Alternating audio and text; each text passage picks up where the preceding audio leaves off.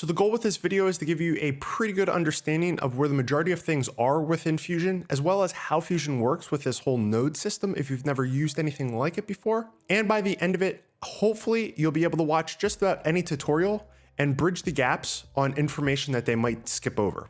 So without any further ado, let's just jump in. Before we get started with today's video, I just wanted to let you know about my website, jrtv.com, where we have hundreds of different templates available for DaVinci Resolve 17, 16, and 15. All of them are backwards compatible with the newest version of DaVinci Resolve. If you haven't taken a look, the selection of templates is pretty diverse with everything that you would typically think when you think templates, everything from titles, transitions, infographics, logo stings, slideshows, video displays, video effects, compositing elements, as well as a bunch of color preset tools specifically for DaVinci Resolve's color page. If you're interested in taking a look for yourself, there's a link in the description. All right, so just starting out here across the top, just like all of the other pages in DaVinci Resolve, we can turn things on or off. So we have the media pool, all your media. We have the effects library. This is going to be any templates you have. So pre-made stuff you get online or you save. All of your tools, those are the DaVinci Resolve nodes. You have OpenFX, that's a open standard that a lot of industry tools use for what are referred to as, I guess, plugins. So you can look up those if you want to get anything more than what DaVinci Resolve has to offer, and then lots. So we have that. We have clips. So clips is along the bottom here. This is going to be everything that's currently on your timeline that you can add a Fusion comp to. So all of these down here are the things I can add to. We can see the little stars here. That means that there's currently a Fusion comp associated with that particular clip that's on the timeline, and these don't have one. If I was to go into one of these, it's going to create some nodes here, but this isn't going to be a Fusion comp until we do something within the node flow. That's this little window down here. So if I drop that in, we can see that now it says that there's a Fusion comp associated with this. So in the render process, it's going to go from the edit page, then through Fusion, and then to the color and so on. And so if you don't have anything that a particular clip actually needs to be in Fusion, what you can simply do is right click in here and you can go to reset Fusion comp. That'll get rid of anything that's currently in there. And in the render process, it'll skip going through Fusion's engine. So it'll save some time on render. So that's that. And then we have the, what is referred to as the node flow. I typically call this the node tree, but that's where we're going to be putting all of our nodes and connecting them up. And then going over to the right, we have Spline. Let's go back to our other one that we had open here. And if we open up Spline, this is going to show all of our keyframes that we have, and we're going to be able to manipulate the keyframe. So currently this is a linear keyframe. This is the time across the top. So we start at frame 0, we're going to frame 20, and the change for this particular parameter, it's going from a 0 to a 1.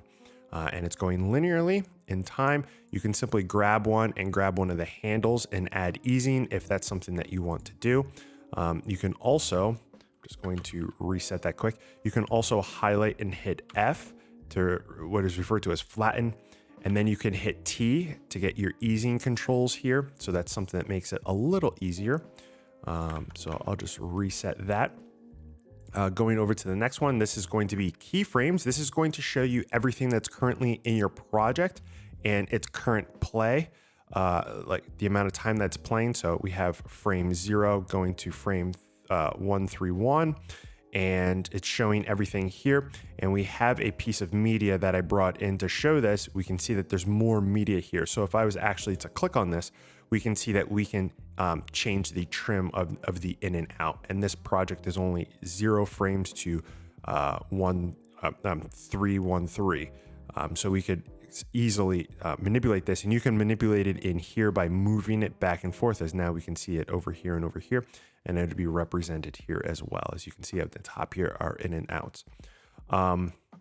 This is something that you can easily stop something from being in the pipeline. So if we wanted to stop something from playing at frame 162, you could. This is something that once you get bigger projects, you would go into and start to manipulate a little bit more. At the beginning, it's not something that you should really be necessary or concerned with. The next one is just metadata. Every node is going to have a little bit of that, as well as media that you bring in.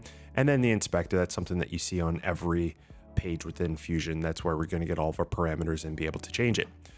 Going down from there, if we look here, currently I have it set up so I have two preview monitors to be able to view something. I'll bring this into the middle because I do have some content here. To be able to view something in one of these, you can simply just drag a node in and then release. When you release, then it will be in that preview monitor. The other thing you can do is if you click on a node and we have these little dots here, you can click on one of those dots. Super tedious. Don't even recommend doing that. I don't ever do that. But the other thing that you can do is you can hit 1 or 2. So if I hit 2, it'll remove that 2 over there, or hit 1 and then it'll be over there. So that's the other way of getting stuff into your preview monitors. There's a bunch of other stuff that you can play around on the top with just seeing specific channels and things like that, but kind of outside the scope of a beginner guide.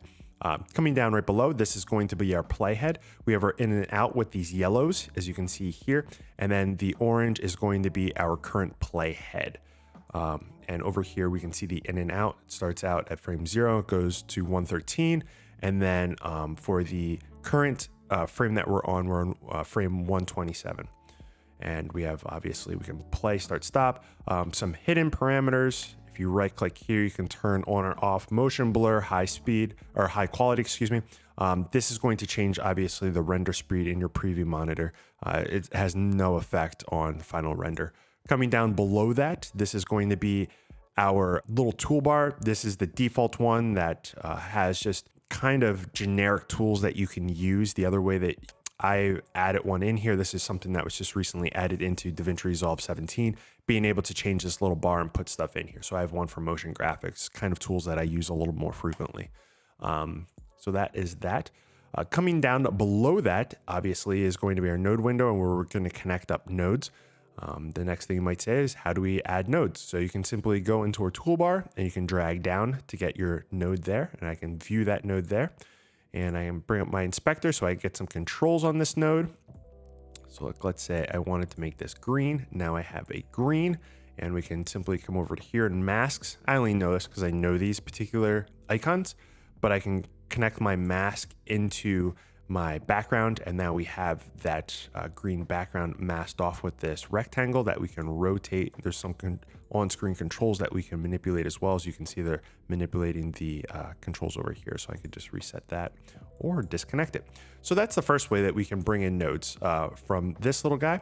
I previously said in the tools we have, or excuse me, in the effects library we have tools, and tools, if we click on this, we have it broken down into different categories. You can simply just scroll through here and see all the different tools that we have there.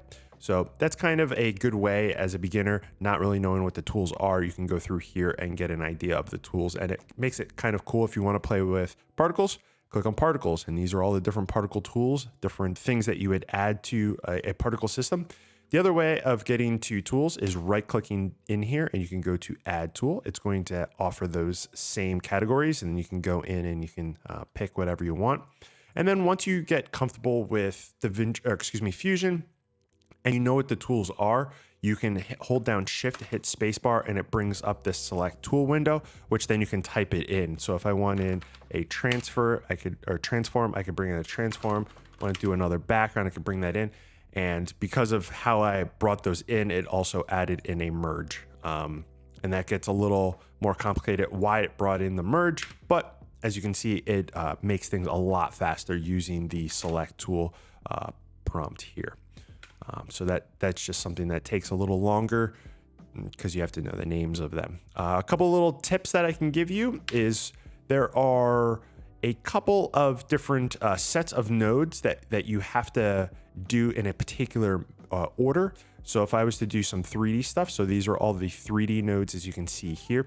And then we have to bring in a renderer node. So all of this stuff is going to be in 3D space, and obviously video is 2D, right? So we have to have it all go into a 3D renderer, and then the 3D renderer will spit out a 2D image, which then we can bring into the rest of our project. We also have the same thing for a particle system. So these are all particle nodes. Obviously, like I was saying, there's more here, but they all go to this particle system. Now with the particle system, we have an output here, and we can say we want it to go 2D if we want the particles to just be 2-dimensional, or we could have it go 3D, which would then go into a 3D system.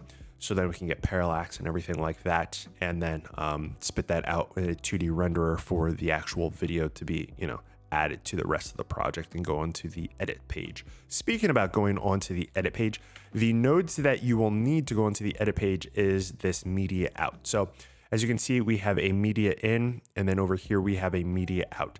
The reasoning on these is because this particular thing that I was working on was on the timeline. So because it was on the timeline on the edit page, we have a media in, and that represents the actual video clip that was on the timeline. As you can see here, it's that video clip.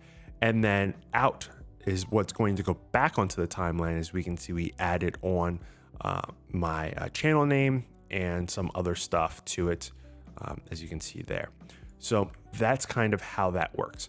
Connecting up nodes, there are a couple of things to know, and that is that each node has an out, right? So if you hover over here, it'll tell you if it's an out or an in.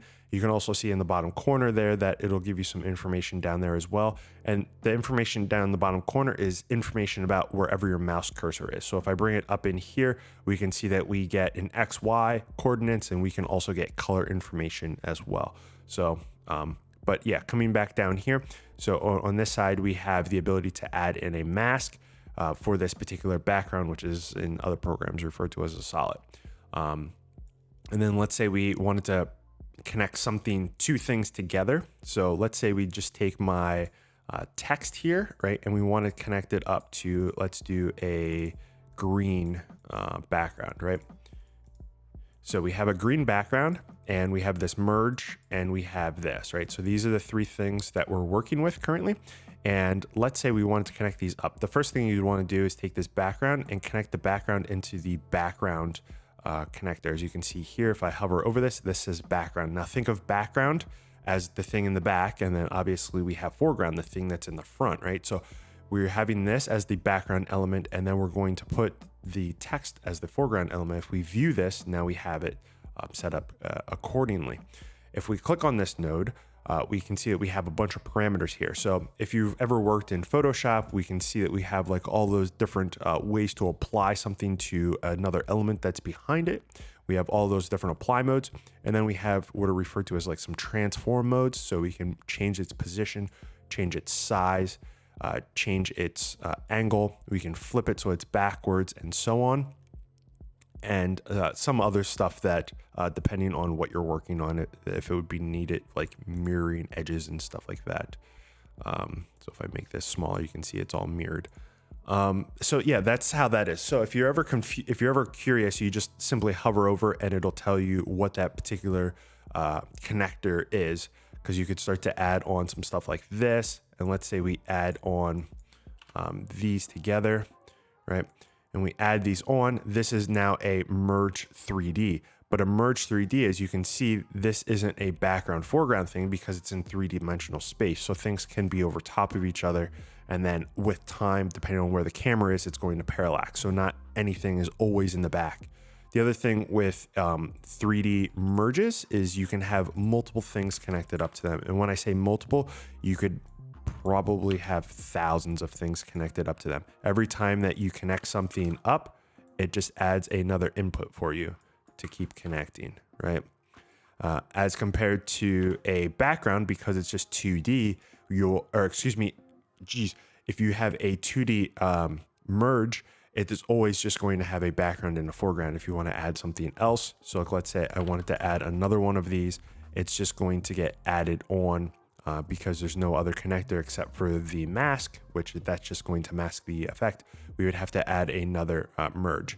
The other thing, I guess, to say is if you connect from one out to another out, it's going to automatically connect the merge. And how it's going to do this is you're taking this and you're going to be placing this on top of this. So it's going to take whatever you're dropping on top as the foreground. So when I connect it up, it's automatically going to connect this up as the foreground and that as the background. To just kind of show you that if I was to take this and this is that text, I wanted this as the foreground and drop that on top. Now we have this as the foreground, that as the background. And because currently this is a solid, we're obviously not going to see anything, right? But what I could do is I could take a mask and connect the mask up and shift the mask over here like that. So we have this one element that's like that. We're putting this on top of that text that's in the background, and now you can see it like that. So I might have lost some people there, but hopefully you got the idea of how that works there. The nodes that you have, you can go infinite in space. This can keep going and going and going. So you don't have to be super concerned. Outside of that, if we go down a little bit further, we can see that we have the playback. That's just kind of giving you an idea of when you're playing something, the current playback of that, the speed, right? Depending on how much stuff is up here, your computer might have to crunch numbers. But one of the cool things that Fusion does is while it's crunching the numbers, it's putting all of that information into memory. So if we look over here, this is the current memory used. So it's saying that 11% of what is allowed to be used is currently being used, and that amount is currently 7 gigs, right? So if you want to add more memory to your Fusion, you can come up here to memory, and then in here you could just simply just move this over to allocate more memory to Fusion for that to be used. One cool thing that you'll see here is if I click on this node here, this node has cached just for a couple of frames here. See this little green? That's just saying that that has currently cached. If I play this from the beginning, we can see that now we're caching this. And by cache, all of that information, to crunch all of that information, is down here in memory, right? So now if I was to play this, if we look at the playback speed, it's going to play back at full speed. Once it gets past that, then it's starting to crunch numbers again. So it'll take a little bit longer to actually view that stuff. But once it's all cached, it'll have that little green bar, and then we'll get smooth playback as long as we have enough memory to work for that amount. If you ever want to clear your cache, if it's out of date or anything like that, you can come down here, you can right click, and you can go purge cache. That will clean everything out. Doesn't matter how many nodes you have, it'll clean out for all of the nodes, and now everything will have to get recached again. So as you can see, we have like lesser than ideal playback conditions. Playback really depends on your hardware. It depends on all of the nodes that you have, how complicated they are, what exactly all the nodes are doing, because you could have some that, perfect example, if I come into here, and let's just leave this alone because I have a little bit of motion here. And if I wanted to, I could take this motion and actually add motion blur. If I come over to settings, I can go into motion blur, add some motion blur. And as you can see, this is kind of what I refer to as steppy.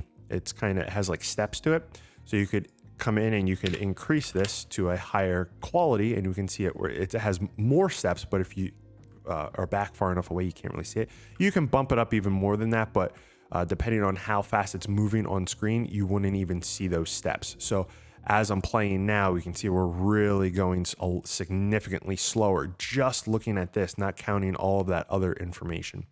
But then once it's all cached here, it'll all play back super smooth. So that's just kind of how that works. Obviously, all of the nodes have tons of different little tabs here to do all sorts of different things. Each node would really take, 5-10 minutes to explain every node, and there's I think like 150 different nodes. I could be completely wrong with that, but I think there's like 150 or 200 nodes. So I kind of can't go through all of that, and I just want to keep this super basic, just kind of how to get around in Fusion, and I feel like I kind of covered it. Yeah, I guess one other thing I could say before I go here is sometimes I have people ask about the mask option. So if I come over here into settings, when I connect a mask up, and this is an actual mask node, we're not going to have any additional controls here, right? So if I come into here, we can control how, where it's getting cut off and so on. But if we were to add on an element, so like let's say we took this, this is the video clip, and we wanted to use the red channel in here as the mask, right? So if I took this video and I drug it into here, I could now do that. Now if I come into the text, we can see that we have this new area. If I disconnect that, we can see it goes away. And then once I add it on there, it adds it on here. So then I can say, okay, I want it to be the red channel. And as you can see, the red channel is now chopping this up. And you can see that there's like a couple of lines and stuff there, but it's chopping it up to be according to like whatever we see in the video clip. Sometimes people are confused because they come to this and they're like, hey, I don't see that. And it's because it might not be connected up properly. So you only see it when it's needed, when those tools are needed, right? So I just wanted to make that as one other thing to be clear on. So that's going to conclude this one. Hopefully you guys found it informative. If you do want some free titles, there are some on my website that are free of charge. You can go there and grab those. If you do want to support what I'm doing here, there is a membership to the channel. You can click the little join button below this video. But with that being said, hopefully you guys learned something in this. Thank you for watching, and I'll see you guys in the next one. Peace.